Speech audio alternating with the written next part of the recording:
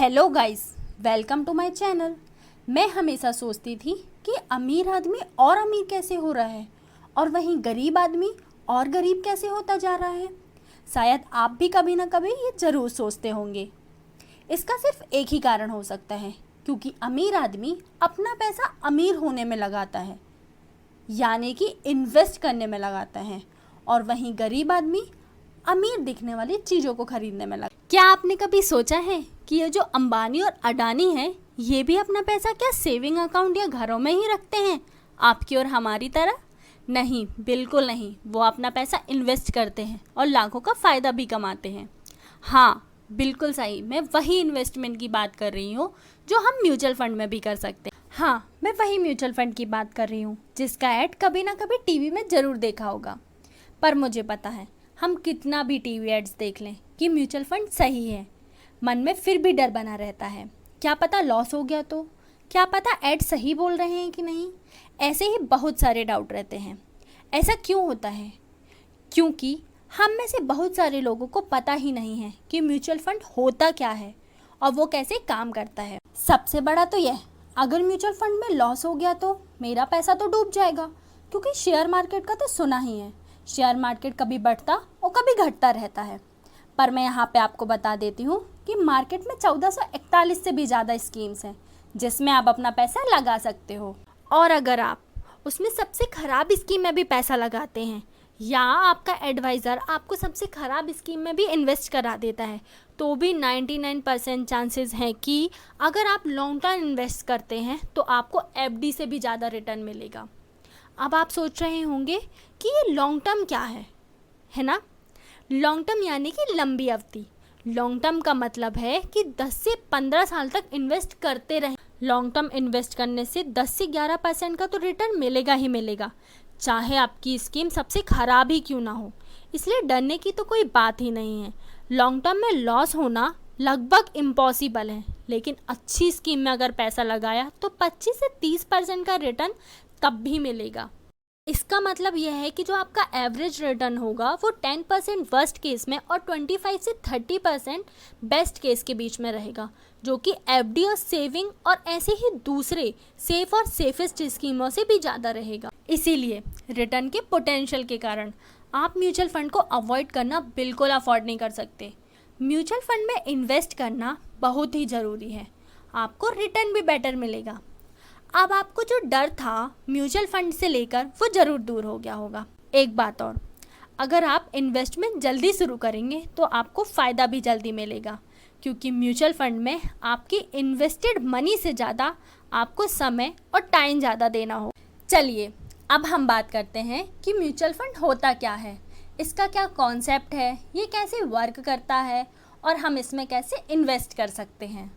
आज का video beginners के लिए है जो म्यूचुअल फंड के बारे में सारी बेसिक इन्फॉर्मेशन सही तरीके से जानना चाहते हैं।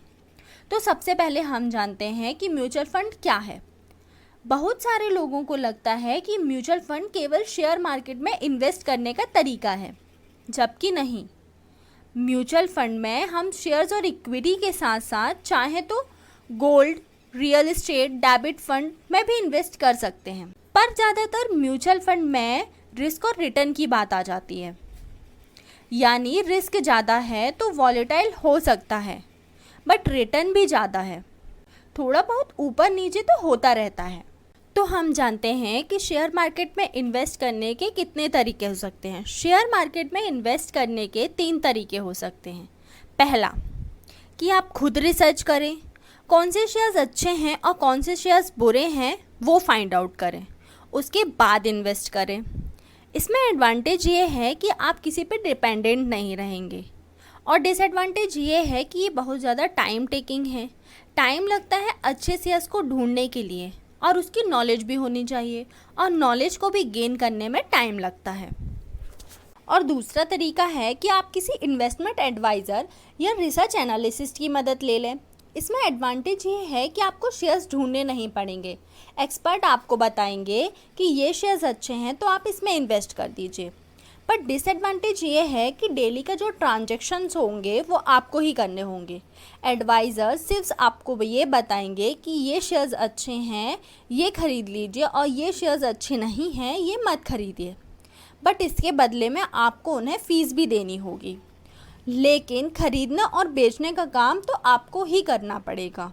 तीसरा तरीका है म्यूचुअल फ़ंड। म्यूचुअल फ़ंड में भी आप अपना पैसा शेयर मार्केट में ही लगाते हैं, बट इसमें आपको डेली के ट्रांजैक्शंस नहीं करने होते, ट्रैक भी नहीं करना होता, फ़ीस भी बहुत कम लेता है, और आपको स्टॉक पिकिंग की नॉलेज भी होना ज़रूरी नहीं है। बस आपको एक अच्छा फ़ंड सेलेक्ट करना है और इन्वेस्ट करना है।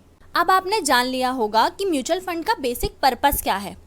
आपके पैसे को शेयर मार्केट में एक्सपोजर देना, यानी कि इसका मतलब है कि शेयर मार्केट में लगाना। अब हम जानते हैं कि ये वर्क कैसे करता है। अगर आपको 25,000 रुपये इन्वेस्ट करने हैं और ख़ुद इन्वेस्ट करना चाहते हैं या एडवाइज़र के द्वारा इन्वेस्ट कराना चाहते हैं, तो एडवाइज़र बोलेगा कि आप MRF या टाटा मोटर्स के शेयर ले लीजिए। पर प्रॉब्लम ये है कि इन कंपनियों का एक शेयर की कीमत ही 25,000 से ऊपर की है, लेकिन आपको तो इन्वेस्ट ही 25,000 रुपये करना है, तो आप कैसे खरीदेंगे? उस शेयर को आप नहीं खरीद पाएंगे। ये बहुत बड़ी प्रॉब्लम है डायरेक्ट या एडवाइज़र के द्वारा जाने में।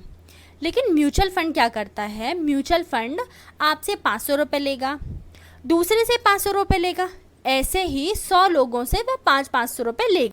अब उसके पास 50,000 रुपये आ गए। अब उसने 2 शेयर्स खरीद लिए। सपोज़ पेज इंडस्ट्रीज़ के 2 शेयर्स खरीदे। अगर आप लोग अकेले होते और 500 रुपये लगाते तो पेज इंडस्ट्रीज़ के शेयर नहीं खरीद सकते थे, लेकिन आपके जैसे 100 लोग हो गए, तो आप सब ने मिलके 2 शेयर्स ले लिए पेज इंडस्ट्रीज़ के। अब शेयर्स तो 2 हैं, लेकिन लोग तो 100 हैं, कैसे बटेंगे? इसके बदले में म्यूचुअल फ़ंड 2 शेयर्स खरीदता है और आपको म्यूचुअल फ़ंड की यूनिट देता है। यानी कि मान लीजिए कि 25-25 हज़ार के 2 शेयर्स खरीदे गए, टोटल अमाउंट इन्वेस्ट हुआ 50,000 रुपये। 100 लोगों ने पैसा लगाया था, तो आपको म्यूचुअल फ़ंड 500 रुपये के एक यूनिट देगा। तो आप लोगों ने मिलकर 2 शेयर्स खरीदे और उन 2 शेयर्स के को होल्डर बन गए। तो म्यूचुअल फ़ंड ये काम करता है कि वो थोड़े पैसों में ज़्यादा कंपनी में इन्वेस्ट करने का मौका देता है, जो कि आप डायरेक्ट नहीं कर सकते। म्यूचुअल फ़ंड ये कैसे करता है? म्यूचुअल फ़ंड एक कंपनी बनाता है, जैसे AMC, यानी कि एसेट मैनेजमेंट कंपनी कहते हैं। तो वो कंपनी एक फ़ंड लॉन्च करती है। जो लोग इंटरेस्टेड होंगे आपकी और हमारी तरह, वो लोग इन्वेस्ट कर देंगे 500,000, 2,000, 3,000, जिसका जितना करना होगा। ऐसे ही जितना पैसा इकट्ठा होगा उसे कहते हैं AUM, यानी कि एसेट अंडर मैनेजमेंट। मान लीजिए कि 2-2 हज़ार रुपये सबसे लिए गए, 50 लोगों ने इन्वेस्ट किए, 1 लाख हो गए। तो AMC फंड मैनेजर अपॉइंट करता है। वो एक्सपर्ट होता है शेयर्स को पिक करने में, तो वो एक स्ट्रेटजी बनाएगा और अलग अलग शेयर्स में पैसा इन्वेस्ट करेगा और आपको मिलेगा म्यूचुअल फंड स्कीम यूनिट। और जो एक्सपर्ट और एडवाइज़र की फ़ी होती है वो 1 से 2.5% होती है। उम्मीद करती हूँ कि इस वीडियो के जरिए आपको म्यूचुअल फंड की बेसिक इन्फॉर्मेशन पता चल गई होगी। और ऐसी ही इन्फॉर्मेटिव वीडियोस के लिए सब्सक्राइब माय चैनल। और अगर वीडियो अच्छी लगी हो तो लाइक एंड शेयर करना मत भूलना।